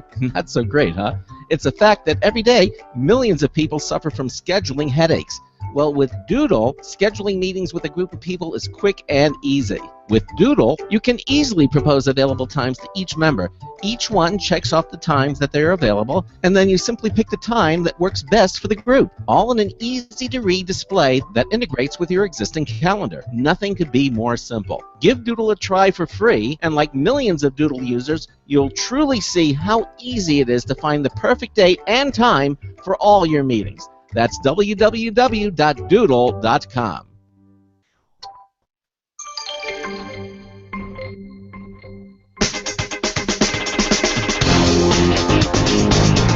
And that's how Cold Fusion works. Oh, Marty Winston with a News Tips Bulletin Review for Computer America, this time the Little Giant Air Wing. If we were born 2 feet taller, It'd be easier to reach up high for all the lighting gizmos we test, the access points, the home control gadgets, you name it. If we were born half a lifetime later, we might feel a little less wobbly climbing ladders these days. Since we're not about to be reborn, we got into Little Giant Airwing 4-foot ladder for review. The whole ladder folds flat to about 2 inches, but unfolds to a unique 2-foot stepladder configuration that's overall more than 4 feet tall and can hold 375 pounds. From the ground up, it has non-slip rubber feet, a non-slip tread on its 4.5-inch bottom rung, a 12-inch by 14-inch platform at its highest stand-on level, about 2 feet up. Then the side rails continue another couple of feet to a top crosspiece. Lean on it as a belly or butt bar to feel more stable. The crosspiece has a tray to hold tools or hardware, and underneath on each side, a hole that can hold, for example, a screwdriver. Bottom line, Little Giant Airwing 4-foot ladders give you a little extra height, right, and absent any fright. Marty Winston, News Tips Bulletin for Computer America. Welcome back to the Computer America Show. 33 minutes past the hour, and that was Marty Winston with a News Tip Bulletin review. You'll be hearing that one and the one from last hour one more time in total until we get brand new ones shipped into us. And someone's all week long, so if you missed it or if you didn't write anything down or anything along those lines, feel free to go back to our archives and check that out, because he does review a lot of products. Like, I don't know how he has time in the day for everything that he reviews, but he does a good job. So yes, he does. Yeah. So we like this. But Marcel's looking a little light or something. A little light. Little. Oh yeah, he did. I admire your professionalism. Thank you. And and yes, that other voice is Marcel Gagné. He has been here with us the whole night, and he's going to finish out the show with us. And we were just talking about the Pepper Flash plugin that was an answer to a question about needing the latest version of Flash, but unfortunately, Adobe does not have their stuff together, for Linux. So, as he said, Pepper Flash plugin is the way to go for that one. Mm-hmm. And were we finished with the whole System 76? And it seems like almost everyone will be removing Flash soon. Yeah, well, yeah, I think we were done with that. I think it really does feel that way. It's just one of those things that's so long in the tooth, and yet for some strange reason, it just continues to subsist or continues to exist out there. I read something recently that to this day, COBOL, of course, is still a thing. Common-oriented business language. That's right, common-oriented business language. And the biggest reason that it's still a thing is because there is so much stuff out there that was built, on COBOL. So, if you're a COBOL programmer or if you're a COBOL maintainer, you've got a job for life, because despite the fact that, that it seems like something from some distant past or whatever, there are countless financial institutions or large businesses or whatever that have got things that are written in that in COBOL, and they continue to port it over to the newer and newer hardware. It doesn't matter that the stuff is from however long ago. It's just too expensive to completely replace and completely rewrite. It's hard for me to imagine a time, even in the next 20 years, when COBOL will disappear completely, if ever. And sadly, I think with Flash, despite the fact that everybody agrees that it's crap, it's hard to imagine how long it will take for it to all disappear, unless somebody comes up with some wonderful automated method for converting everything that's Flash into some kind of, HTML5. Yeah, some kind of into HTML5 or some other format. I remember hearing about some sadistic programmer that was working on a program that could actually write code, and you could just kind of tell it what you want to do. I don't know nearly enough about code writing other code, but never say never. Hopefully one day in the future, or if you're a programmer, hopefully not soon, they're going to have programs that can write other programs, and maybe that's the day when all these outdated things that you can't spend man hours on, but you can definitely, let a program do it for you. Maybe then, but not until they get an easier way. A few years ago, there was a security hole that affected Linux systems, and yes, it does happen even in the Linux world. I mean and of course they're all it's like, just please go ahead and patch your systems. Please go ahead and take care of them. So somebody at the time wrote a patch that took advantage of the security hole to basically, yes, exactly, to basically take over the infected systems, or the systems that were vulnerable, and patch them. So I like that. It's like, what? You won't patch these? We'll patch them for you by taking advantage of the security vulnerability that exists out there. I wish I could remember exactly which one it was, but there you go. Somebody just online there mentioned transcoding might be possible. Yes, actually, it is very possible, but it's more possible for things like videos. I did some work for a customer just recently who wanted to update their website and to a content management system, a modern content management system, and they had created this video a few years ago, which they desperately wanted to migrate to the new system, and unfortunately, it was Flash. It's like, what do you do with that?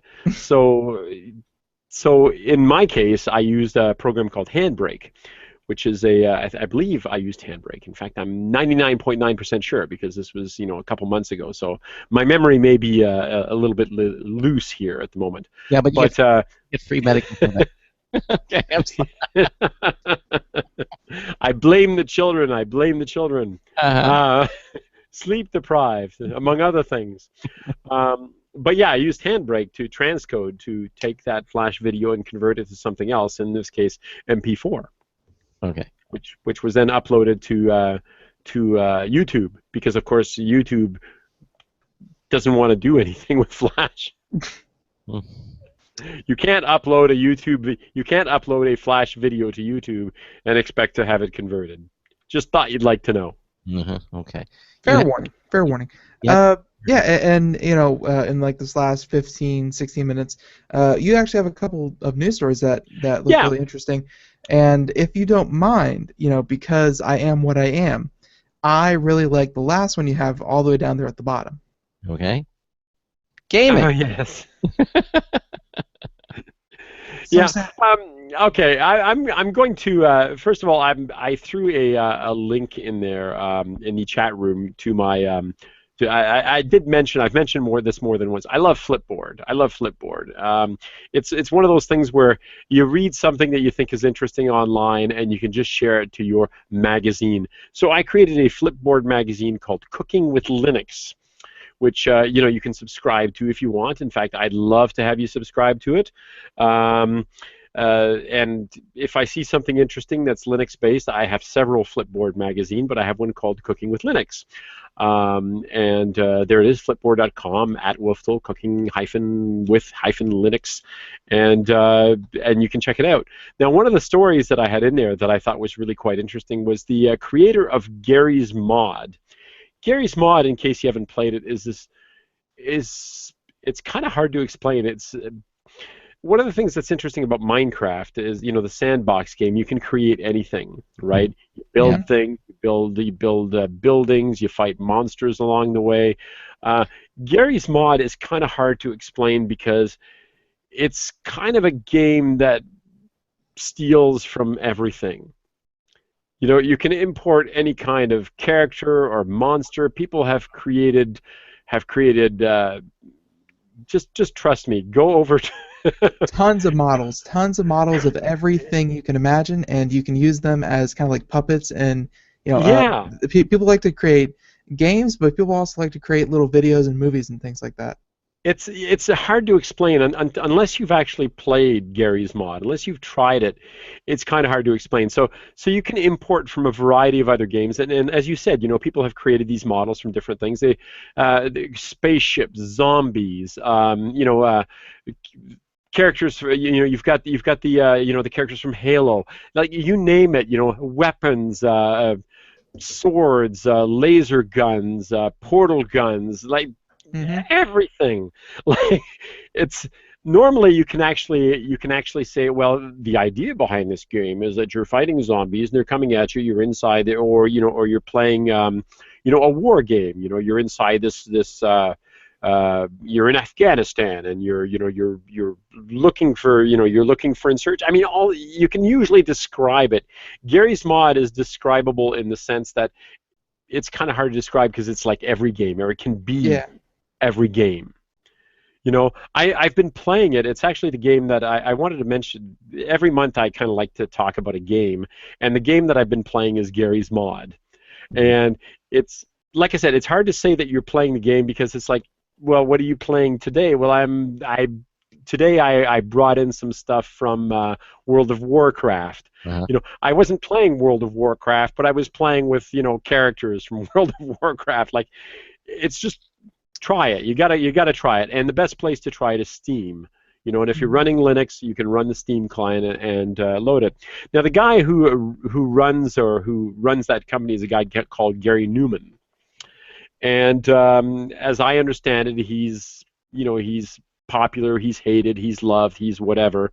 But he went online and somebody was asking him about when the latest version of something would be available for Linux. And he basically said that Linux is a second-class citizen and that only 17 people run it.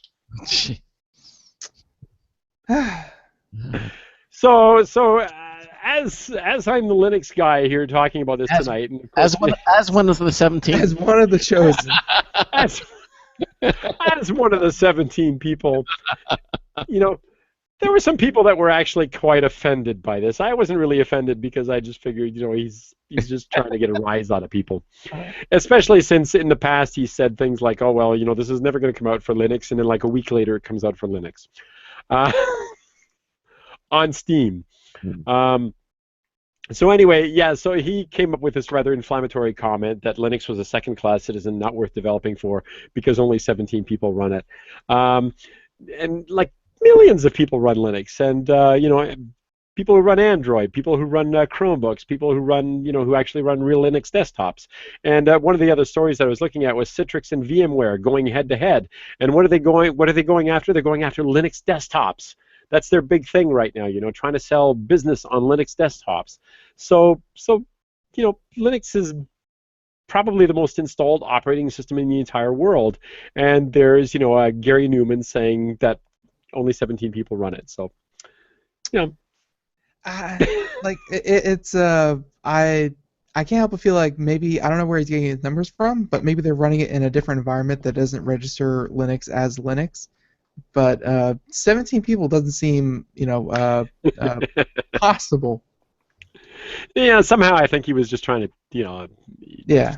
Yeah, he has a reputation for doing stuff like that. So perhaps he was just trying to, Well, if anything, he got the word out that Linux is an underutilized operating system, so maybe something good, maybe. But it's not underutilized. I've mentioned this more than once. It's not. Yes, you're right. You're right. It's everywhere, baby. Linux is everywhere. Yeah. Well, at least he got it. It's in your cheeseburger. Yeah. Well, at least he got us to mention it on the show. Well, do you remember the song "Elvis is Everywhere," right? Yeah. No. Elvis is everywhere? Elvis is everywhere, man. Elvis is everything. Elvis is everybody. Elvis is still the king.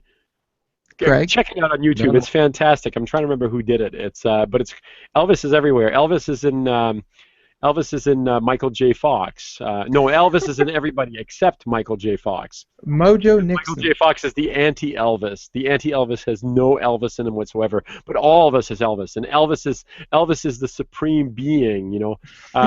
When you talk to ETs, when you meet aliens, who come down in spaceships, they don't look like ET or anything like that. They look like Elvis, because Elvis is the most advanced supreme being in the universe? That would be Mojo Nixon. That's it, Mojo Nixon. There you go. So Linux is everywhere, and Elvis is everywhere. All right. But Elvis is in your cheeseburger. So when I say that Linux is in your cheeseburger, that's actually a nod to Mojo Nixon. Yeah, Jonathan, What the heck? Go find the video on YouTube and post a link to it. Jonathan says he ordered cheeseburger with extra Linux. Craig Maloney, do you actually remember Mojo Nixon? He's got Mojo Nixon plus plus. Yep. There you go.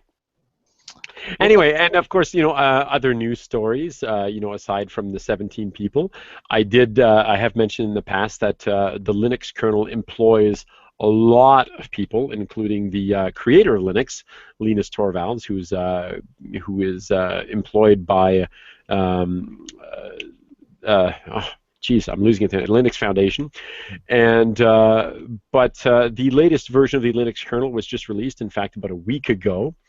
And just to give you an idea of how incredibly huge this project is, 1 million new lines of code in the latest update.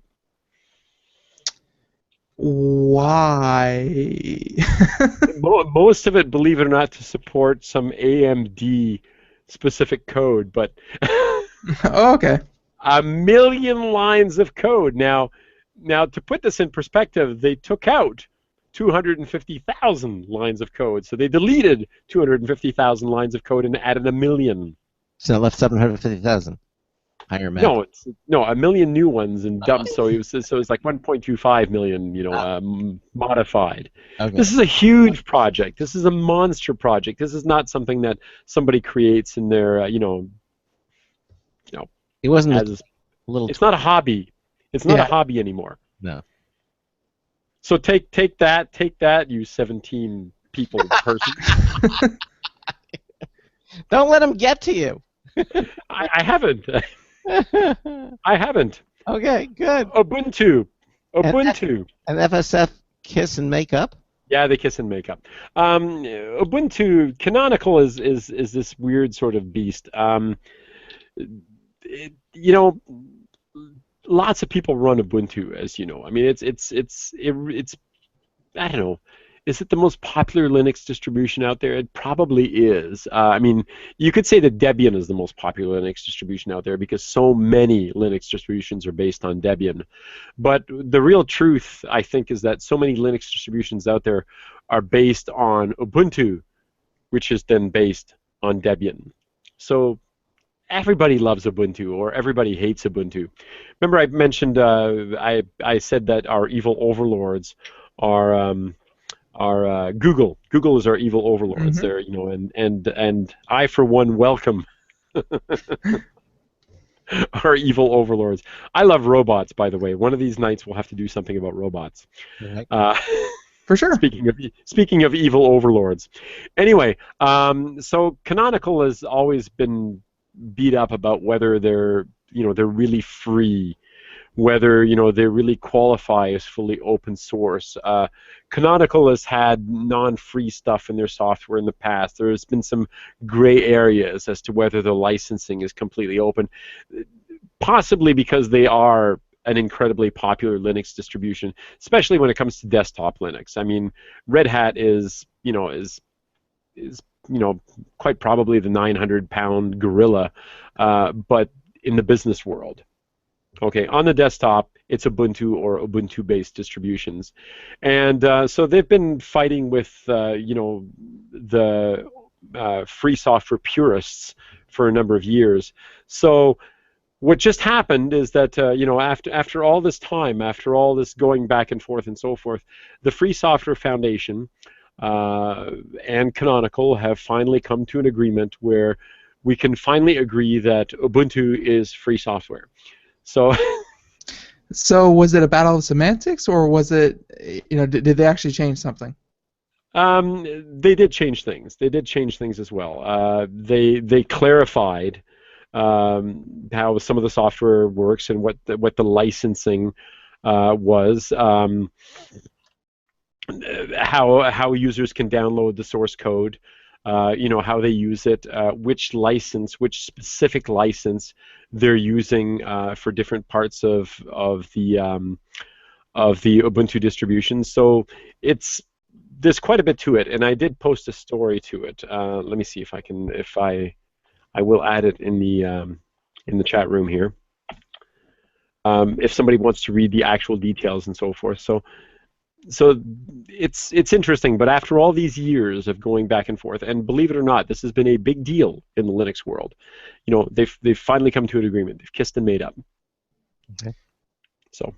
And you think this is going forward? No one's gonna have the same argument of you can't see the source code, blah blah blah, like Ubuntu or Ubuntu open source. Yeah, but Ubuntu has been open source. It's been more a question of some of the packages or the kind of licensing that they've had, or some closed source extensions that were distributed with Ubuntu, and whether you could distribute what's called binary blobs along with fully open source software in the source code. So yeah, you have to remember that in the open source world, there are some real purists. Okay, we talked about Flash, for instance. The version of Google Flash, you notice that it was -non-free. Yeah. Okay, that's because it's still a binary blob. It's still code that belongs to someone else. It's not 100% free. It's free as in beer, but not free as in speech. You can't just do whatever the heck you want with it. And for some of the purists out there, they are quite happy to live without some of these pieces of software that are closed, so that they can run a completely free and completely open source desktop or completely open source server. And I admire that, but I find it personally very difficult to work in that environment. To me, if I have a modern PC, for instance, that has a video drive, and I'll just use a video driver just as an example, because in the past this used to be a big deal. A video driver that worked mostly pretty well, or had a driver for a printer that worked for 98% of what the printer was capable of. But the company that produced the printer, say HP, for instance, or Intel in the case of a video driver, they would release a driver that was closed source that would allow your video monitor to work to 100% capacity. In other words, for everything it was designed to do, the full 3D, the full acceleration, all that sort of stuff. The printer driver from HP, for instance, would allow you access to not only the printer, but the scanner that was, that came with the printer, because of course, we've got these multi-function printers. There's the purists, and again, I do admire these people. I want to make this very, very clear. I admire the idea that, it was so important to have something that was free as in speech, completely free, completely open, that you'd be willing to live without some of this additional functionality, despite the fact that the company was willing to make available a driver that had this closed source, or as sometimes people would refer to it, a binary blob. Blob in the sense that it's this thing that you can't look at, that you can't examine. And that was one of those things that Ubuntu was doing. They would distribute some of these non-free blobs. And yeah, I understand. I do not agree with it, but it makes sense. We understand it. Yeah. I understand it. And I agree with it. So unlike Ben, despite the fact that I will cross the line and use the binary driver on my notebook because I want. But I won't like it. Well. When open is not just about being able to look at the stuff. Open is about future-proofing things. The one I've mentioned countless times, I know I have, is documents. Closed format documents are just a stupid and a bad idea. Yeah. Okay. binary drivers for hardware, I don't really care about because 2 years down the road, this notebook is gone. I'm going to replace it. Yeah. Marcel, we got to wrap it up. We're almost. Okay. So wrap up your thoughts, okay? Okay, I'm going to wrap it up. Documents, okay? Open the, data, all your formats for videos, all your formats for pictures, all your formats for documents should all be completely 100% open because that's going to future-proof it. If the company that created it goes out, you still have access to it. Got it. I'm done. All right. Well, listen, that about wraps up the show. And again, Marcel, I want to thank you for being with us here tonight, and certainly a pleasure having you here. And I guess know that a lot of listeners, even if they didn't make their voices heard, are huge fans of our Linux show, and it's actually one of our more listened to shows. So thank you for coming on and being our resident Linux expert. Exactly. And well, thanks for having me. Yes, and stay with us to the end, okay? We're going to do our Hangouts after show. Now, coming up tomorrow night, in the first hour, we're going to have games here, but they spell it G-A-E-M-S, games, okay? And we're talking about they're going to be here talking about their newly released M240 professional gaming monitor. This is absolutely beautiful, and they're going to be talking about gaming monitors. They were out at E3 just recently, and we're going to be talking about their line of monitors. 90 seconds. John Smith.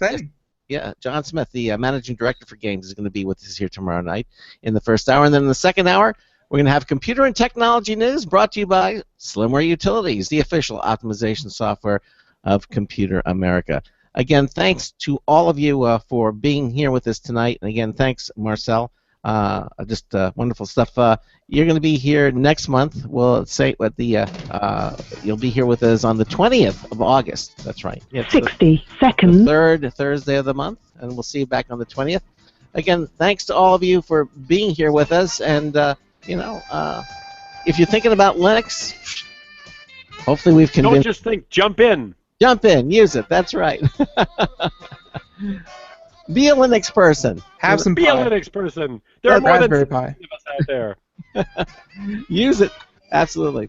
All right, tomorrow night we're going to also have our social media winner of the week for the Logitech MX Anywhere 2 wireless mouse. We're going to be giving that away. Hopefully you're entered in our social media contest. And Ben and I will see you tomorrow night. So until tomorrow night, this is Craig Crossman hoping that your hard disk never becomes floppy. We'll see you tomorrow night. Good night, everyone. 10 seconds. Right.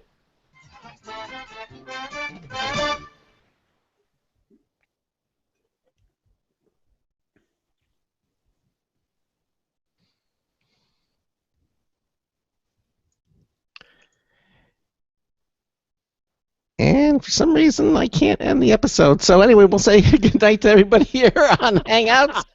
I think that was that little glitch or something that happened there. Glitch. A little glitch. I don't know, some sort of a glitch. But anyway. Control-Delete. Do it. Oh, now I can do it. Okay, now I can end it. All right. Thank you for using Blog Talk Radio. You're very Goodbye. welcome.